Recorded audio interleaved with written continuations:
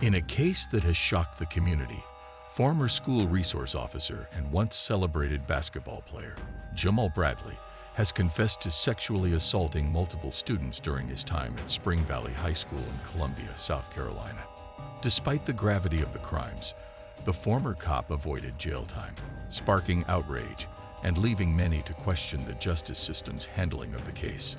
A record-breaking athlete turned officer, Jamel Bradley's early years were marked by success and recognition. As a standout basketball player at the University of South Carolina, he gained local fame by setting the school's record for the most three-pointers, a record that still holds today. Many expected a bright future for him in sports, but his career on the court didn't pan out as anticipated.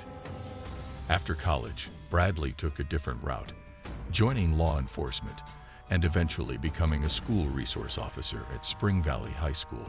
School resource officers are responsible for ensuring school safety, but in Bradley's case, this role served as a cover for more troubling behavior. What began as a celebrated career shift into law enforcement soon became overshadowed by his hidden misconduct, tarnishing his once promising future. Complaints and red flags ignored. One of the most troubling aspects of Bradley's case is how many red flags were raised over the years, yet how little action was taken.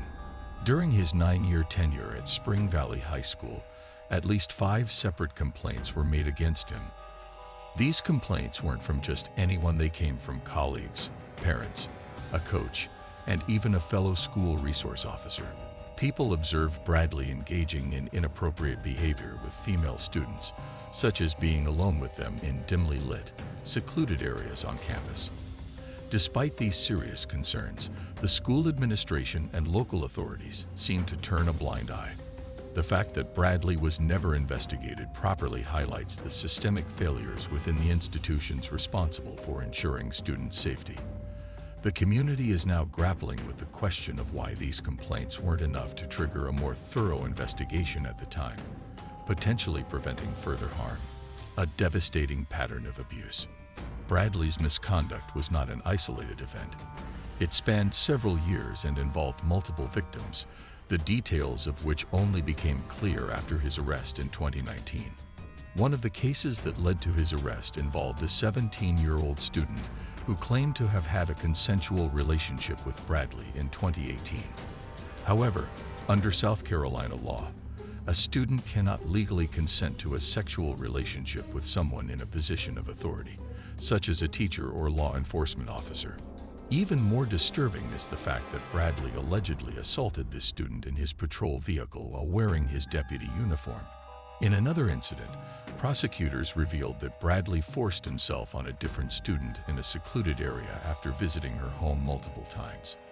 While these incidents took place years ago, they have only recently been brought to light, forcing the community to confront the reality of Bradley's long-standing abuse of power. A shocking sentence. 5 years reduced to probation. When Bradley finally faced sentencing in 2024, many expected a significant prison sentence due to the severity of the charges. Bradley was initially facing up to 15 years in prison for his crimes. However, in a shocking twist, his 5-year prison sentence was suspended, and he was instead given just 3 years of probation. This leniency has ignited public outrage, particularly from the victims and their families, who feel that justice was not served. For a man who sexually assaulted students under his care, a suspended sentence feels like an insult to the pain and suffering of those affected. While some speculate that the plea deal may have been influenced by various factors, including reluctant victims who were unwilling to testify, the outcome has left many wondering if the system adequately punishes those in positions of authority who abuse their power. The light sentence has caused significant concern about how seriously crimes against minors are taken when committed by figures of trust. Betrayal of trust and the impact on the community. The role of a school resource officer is one of immense responsibility, particularly in today's world where school safety is a growing concern.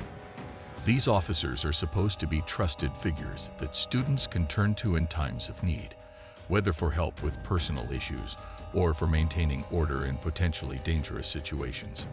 For students and their parents, Knowing that there is an SRO on campus provides an added sense of security. However, Bradley's actions represent a complete betrayal of that trust. His misconduct has not only traumatized his victims, but has also left a lasting impact on the entire school community. Many parents are now left questioning how such an individual was allowed to remain in a position of authority for so long, despite numerous warnings. Bradley's betrayal cuts deep, and rebuilding trust between students, parents, and the administration will be a long and challenging process. Ignored warnings and institutional failure. One of the most damning aspects of this case is the repeated failure of both the school district and the sheriff's department to act on the numerous warnings they received about Bradley's behavior. The fact that so many individuals, from colleagues to parents to other law enforcement officers, voiced their concerns, yet no serious investigation was ever conducted, points to a profound institutional failure. This lack of action allowed Bradley to continue abusing his position of power for years. The school district and the Richland County Sheriff's Office were eventually sued for gross negligence in 2020, with the lawsuit resulting in a settlement. However, for the victims and their families, no financial settlement can undo the harm that was done. This case has exposed significant flaws in the way schools and law enforcement handle allegations of misconduct, especially when it comes to protecting vulnerable students. More victims yet to come forward. The long delay in bringing Bradley's crimes to light raises concerns that there may be more victims who have yet to come forward. Sexual abuse cases, particularly those involving minors, are often underreported due to feelings of shame, fear, and embarrassment.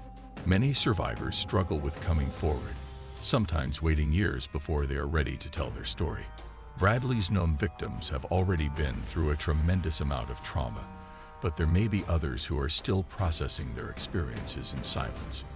Legal experts note that the extended statute of limitations for child sexual abuse cases allows victims to seek justice even years after the abuse has occurred. This means that additional lawsuits could be filed against Bradley, the school district, or the sheriff's department as more victims find the courage to come forward. The possibility of more civil lawsuits looms over this case, further complicating an already devastating situation. No prison, no registry. The outrage over Bradley's lenient sentence was compounded by the recommendation from the South Carolina Solicitor's Office that he not be required to register as a sex offender. Typically, individuals convicted of sex-related crimes, particularly those involving minors, are required to register as sex offenders to ensure public safety. This registry allows neighbors, future employers, and others to be aware of the individual's criminal history. However, in Bradley's case, the solicitor's office suggested that he undergo sex offender counseling instead of being placed on the registry. This recommendation shocked many, as it seemed to downplay the seriousness of Bradley's crimes. Public reaction to this decision was overwhelmingly negative, with many expressing concerns that Bradley could potentially harm others if he wasn't closely monitored. Thankfully, the judge in the case ruled against the solicitor's recommendation and ordered Bradley to register as a sex offender, a small but significant victory for those seeking justice. Thank you for watching. This case highlights the importance of accountability and vigilance when it comes to protecting our children and ensuring justice is served. Don't forget to give it a thumbs up and share it with others. Let us know your thoughts in the comments below. We'd love to hear your opinions on the outcome of this case. Until next time, stay informed and stay safe.